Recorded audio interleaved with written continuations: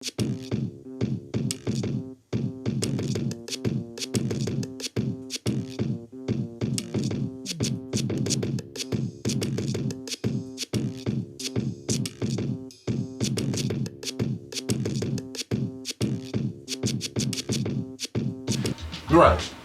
Hello. Hey! Did you miss us? Hey, did you miss us? We've been here the whole time. Welcome back to Askew Citizens. Hi. Stuart Askew. I'm Darren. Yes. And we are back to talk about, what did we decide our second episode was We're going to going to be? talk about movies. We're going to talk about movies, ladies and gents. You like movies? I like movies. I love movies. Well, we got a pretty big movie that's coming out, I believe, tomorrow. So, like all YouTubers, we wanted to jump on it. And it kind of gave us a inspiration for our topic. Because we weren't going to just talk about movies, but we decided we're going to talk about Quentin Tarantino and his movies. Quentin. Now, I'll go ahead and say that, in case you were unaware, Once Upon a Time in Hollywood is getting ready to come out. His ninth film, I believe. Yep. And it's a big event. Me personally, I wanted to do this because Quentin Tarantino is my favorite director. Right, it's like everybody else, like 90% of the population that do it. Yeah. And that's another reason that we wanted to do this, because I consider myself a movie guy. I'm not like, you know what I'm saying, a super connoisseur. I'm not part of the Criterion, like, you know what I'm saying, like panel or something. But is that a thing? I don't know if it's a thing. Criterion? Yeah, the Criterion Collection. You Right, know, yeah, they yeah. have a panel that decides that. RoboCop was they had to. Yeah, okay. But I do consider myself a little bit more knowledgeable on movies than the average person, and the reason I love Quentin Tarantino so much is because he is in fact a great director, not because it's just easy to say, who's my favorite director? Quentin Tarantino. Yeah, I mean, it's easy to pick him out, but he is in fact good. It is valid. He's very, very unique, and he's always made movies by the beat of his own drum. Yes, So, yes. I mean, if you can like appreciate that, then there's nothing wrong with it. And I realize these movies are easy to digest for majority of people, you know. So I mean, there's nothing wrong with like you saying your favorite director is Quentin Tarantino, but we're getting ready to get into the beans and franks of why. The man's fucking genius. So where do we begin? One of his strengths is just how he seems to have created his own genre within a genre. Yes, yeah. Like there is literally almost a Quentin Tarantino genre of movies. Right. He puts his own staple and his style on things so ingrained that when someone tries to copy, it usually doesn't go very well. Sometimes it can go okay, but it never goes well, and it never goes past okay. Right. If it ain't Quentin Tarantino, it's like New Coke. If you like Coca-Cola Classic, if you had New Coke, it was okay, but it wasn't fucking Coca-Cola Classic. There's a reason one was called Classic and one was called New. Now, Quentin Tarantino is a motherfucking classic. Right, so he's touched a lot of different genres. So you say he has an entry in the Western genre, in martial arts, in like gangster or mob or whatever. I'd say sprinkles of film noir, like when it comes to Reservoir Dogs and Pulp Fiction.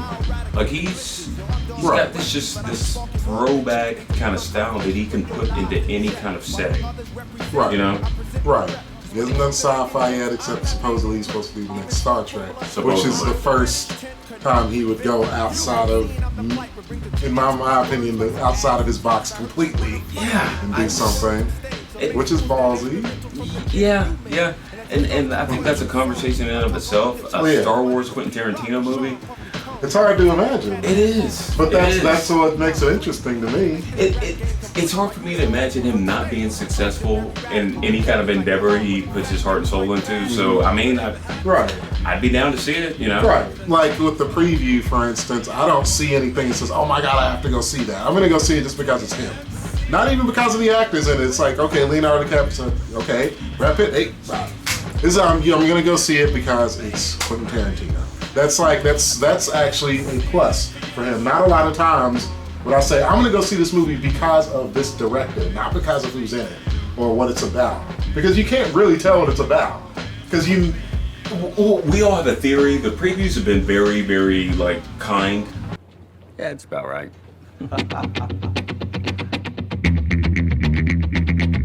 I'll say that much. But we know what it's about underneath. Right. We all heard about the movie before it like started getting actual like commercials for it. Right. The only full trailer I've seen was during Spider-Man. And that was very, very elusive to what the movie was about for obvious reasons, general audiences. But I'll say this much. When you see that preview in the theater, okay, fuck your digital like HD television. When you can see the film aspect of it, just the eye that this guy has, I felt that I was transported back to the 70s.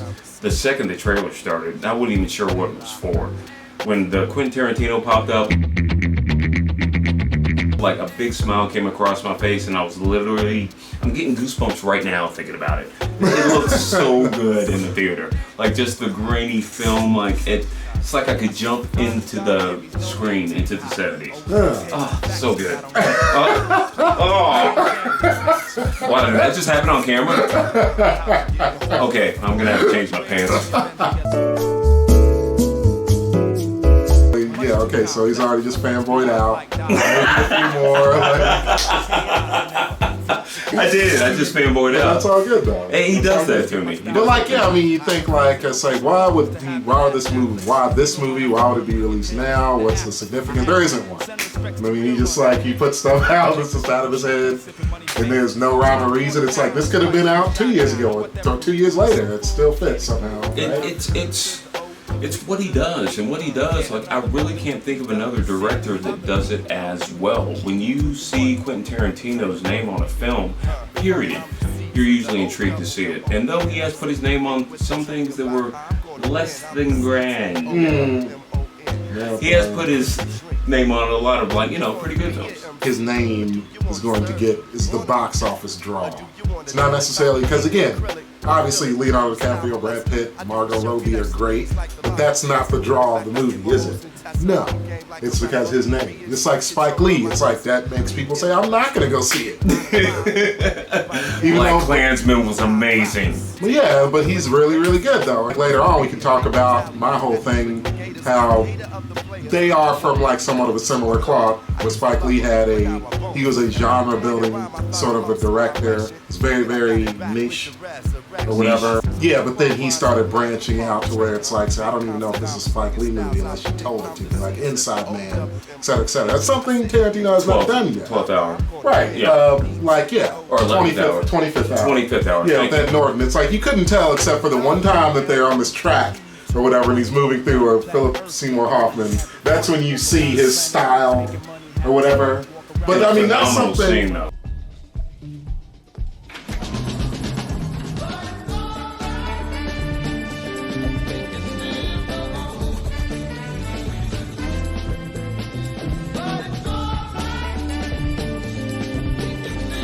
Phenomenal scene. Yeah. Oh, like, wow. I mean, it's like, yeah, it's hard to even, like, sometimes it's harder for people to appreciate Spike Lee because of how controversial his movies are. And not even, they're entertaining, but it's almost more controversial than entertaining, to where Tarantino, it's controversial, but not like in... That's because, let's be honest, it's because Tarantino's white and he can get away with certain shit and people aren't going to complain about it. Right, shock value. Yeah, like when he says dead nigger storage, it's just kind of to the story and to the point that Spike Lee makes a commentary on, like, white America, or like, corporate, like, greed. It's, we gotta shut this nigger down. Yeah. But we're not going to get into that. We're not going to get into that. Either way. One of the big points you were just making is that when you put Quentin Tarantino's name on something, it automatically kind of takes over. It's one of the only directors that I can think of that his name is on certain films that people automatically assume and say he's directed, like Dusk Till Dawn and things of that nature, when he did not direct these movies. He did not direct Sin City's not a Quentin Tarantino film. Right.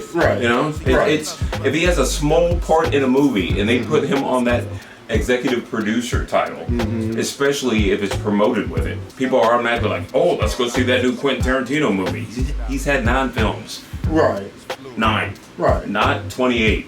If you look at his filmography, there's a lot of shit in there, you know, but it's not all him directing. Right. I mean, he directed that one scene in Sin City with Clive Owen, right? He directed the one scene in 4 Rooms. Right. He wrote Natural Born Killers. Supposedly a producer on the movie Hero with Jet Li. I don't see any connection. Money. That movie was expensive as fuck to make. Right.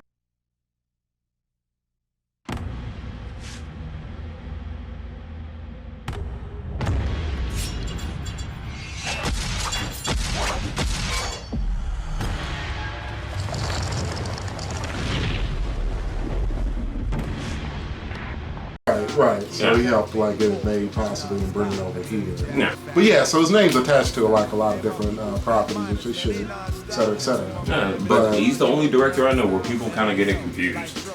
With Quentin Tarantino, it's like whatever he's kind of standing next to is great by association. Mm-hmm. Yeah, I mean the benefit of this only being his 9th movie, and since he started in what 92, 92, yes. Yeah, 1992 up until now. I mean, it's not a lot of movies for that big of a time frame. No. In 30 years almost. It's just like, hey. But I mean, at the same time, how's that benefited him? By going back to our music conversation, it's kind of like Michael Jackson back in the day. Yeah. He used to come out with an album every 2 to 3 years, and he would salivate 4 years. Right. He would salivate for it, and it was kind of a big event. Quentin Tarantino doesn't feel the need to pull a Samuel L. Jackson or Nicolas Cage and just make movie after movie after movie after movie and see what hits. Right. You know what I mean? Right. Yeah, I mean, he isn't just looking for the residual check or whatever, obviously. I guess he feels, I mean, it's just, he's just being real. It's like, I don't have anything yet. You have to wait for this to be, you know, for me to finish my idea. If it takes 4 years, it takes 4 years, you know. Yeah, and you should be able to appreciate that. Where a lot of directors, they have their personal crop.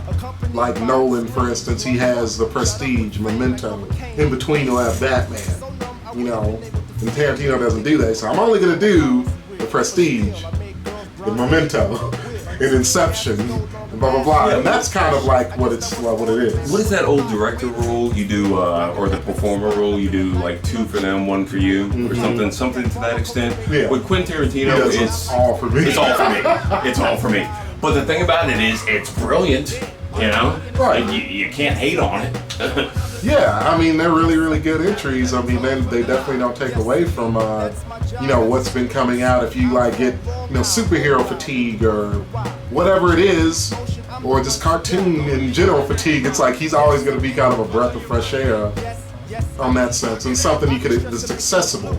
Not like the next Daniel Day-Lewis movie comes out, you automatically think, oh, that's just straight to Oscars, it's so pretentious. Right. I don't want to see that. Where Tarantino is bringing something completely different than the norm, but it's like, oh, this might actually be a really good film. I don't know how to even explain it. I don't know how to explain it. I was telling him earlier that Quentin Tarantino is the only director that has got me to enjoy a movie with a quill pen. Now, those of you that don't know what a fucking quill pen is, a quill is a big ass feather with a fucking tip. You dip it in ink, and that's how people wrote back in the days. The Constitution was written with a quill pen. Okay, it's completely valid. So, there have been tons of movies that I would love to appreciate. There have been great movies, but I just don't like period pieces for the most part. I'm not a big fan of westerns. I'm not a big fan of anything with a quill pen. Most of these period pieces, black people are in a good spot. So there's a lot of things that I have to kind of ignore in these movies to try to enjoy them or appreciate them as film. And the better they're done, the kind of worse I kind of take from it. Yeah. 12 Years a Slave is a brilliant movie. And Steve McQueen is probably my second favorite director. If you're not familiar with his films, catch up. Shame is probably my second favorite film of all time. Steve McQueen is fucking the shit. But I cannot watch 12 Years a Slave again because it was done too well. I don't want to walk. I don't want to go to Target the next day and look around at everyone with spite, for the most part. Yeah, though that, you've already taken a year. I haven't seen it yet, and now that you said that, I'm not going to watch it for another year. Cause it's like, I'm not ready. Quentin can take that risky kind of thing, right, and make it enjoyable. Right. I mean, he went With Django, he did some things in that I'm just not comfortable with. Get back on top now. Turn around. There you go. There you go. Why do you want to get in the Mandingo business? You know, so I don't. It's a good movie, obviously, but I can't revisit it the way I did Hateful Eight, for instance, because of some of those things. I was like, dude, I don't want to see that again. Yeah. I don't want to see that thing again. Yeah, it's one thing when a director does something and like the movie's very serious to where you can like be heartfelt and you know kind of get into it. It's very visceral. Mm-hmm. But like when you bring in those same like topics and those same themes and put it in that type of setting. Yeah, well, he does it. He does it in a way like he takes a little bit of an edge off of this horrific thing, like the Mandingo fights. It's like I don't want to see that ever again. Okay, like I don't need to see that. But that was real. That happened. Yeah, and I mean that's shocking, you know. And that's actually something new to me. But I mean, he did. Regardless, it still hurt me enough. But he did put a layer of. I don't know, what is it? Humor, something humor, on it, levity, to keep it to where it's not gonna just enrage you. You know what I mean? And the thing about it, like when I think about Mandingo fights, like nowadays, I think about the ones that we got with your moms. Oh, the mom jokes are back. Oh, we're bringing Mandingo fights to your mom's house and she loves it. Oh my God, I totally got it. Okay, you got the joke. Okay. Yeah, I did. Mandingo fights at the mom's house. Right. She loves them sword fighting. She gets all in between them. So sheath my sword. Oh, how much of this is gonna make it in the final cut? All of it. But no, back to Quentin Tarantino. Oh my God.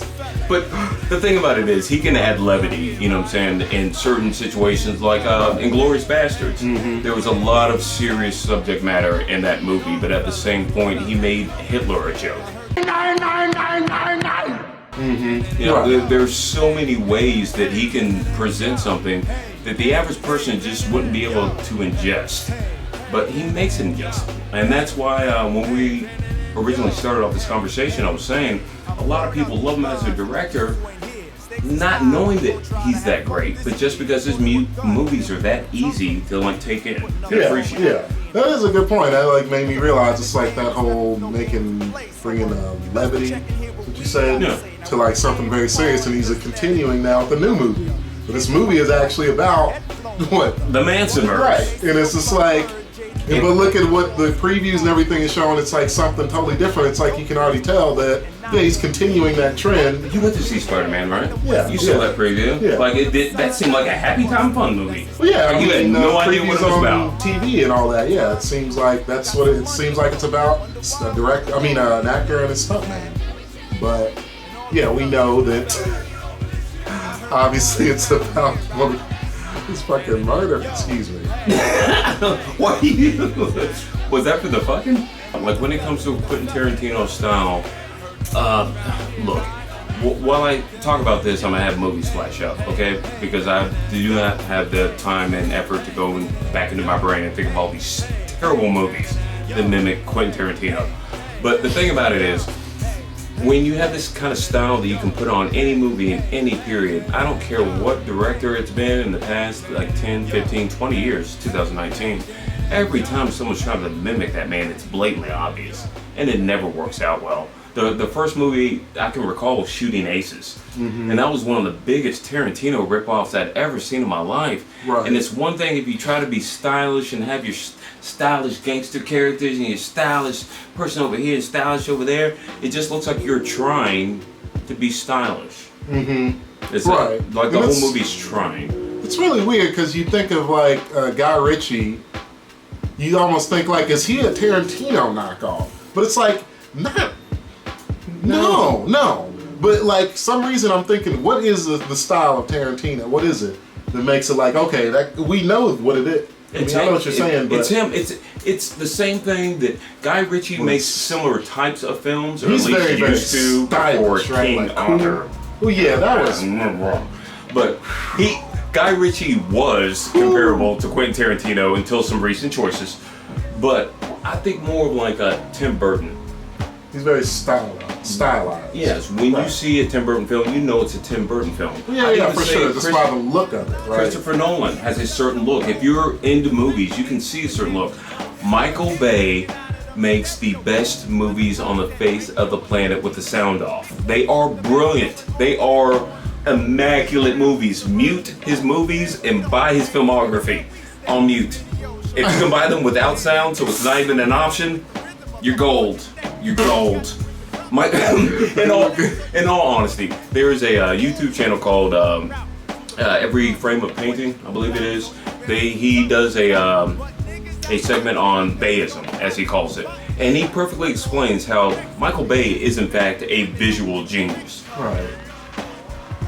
And that's where it is. That's all I have to say. And as far as thumbs up, right. Michael Bay. I mean, all of them, like all the ones that we can name, like they are like you could call them a genius in a sense. Yeah. Even the actors, and like a lot of them, in a sense, they are geniuses. It's something in what they do. But there's something that sets Tarantino apart. Well, yeah, absolutely. And this is going to be the second segment. Mm-hmm. And that's going to be directing and writing. Right. This, ladies and gents, brings us to our second big point when it comes to the genius of Quentin Tarantino, which I'm not even sure we've said that. The title to this was Once Upon a Time in Hollywood, The Genius of Tarantino. Right, we have. Was it Hollywood Genius? Yeah. Okay, yeah. It was only 20 minutes ago. Okay, what exactly is in your Star Wars? This is Powerade, my friends. Bubbly. It aids the power. That's funny we left all that in.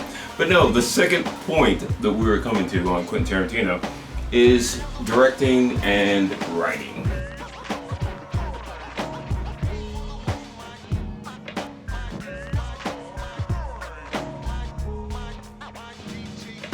A mother gets mugged by her crackhead son. That's the breaks. That's the breaks. You're in the wrong part of town, so the shots make you run. That's the breaks. That's the breaks. Alleged comrades put 6 tabs in your OE. That's the breaks. That's the breaks. Your boyfriend made you a carrier of HIV. That's the breaks. That's the breaks. Now what's gonna happen when the sun don't shine? I'm buying tickets aboard the caravan of love. Hey fella, see money don't make shots repel. I break woes and compose some rhymes to tell. So when the party's live, they shouldn't be beat. But playing Indian roles, I guess you thought you was cheap. Scenes all broke up, and now you woke up surprised. Situation getting sticky dead in front of your eyes. We play the war similar to tax. To the DJ play the necessary track. In fact, as the jam plays on, out comes all your bread. To pay for drinks for them girls you wanna spread. Don't be misled when the breaks inside your head. And have you reminiscing on them kids who got you fed? To reality reveals the miss. Who wants to know if you can play her real close out on the dance floor? Cause for your listening pleasures while you doing your chores. No matter where you're from, it's for you and yours. Bringing it back to the breaks like the yes, yes, yours. So let it be your anthem when you're having a ball.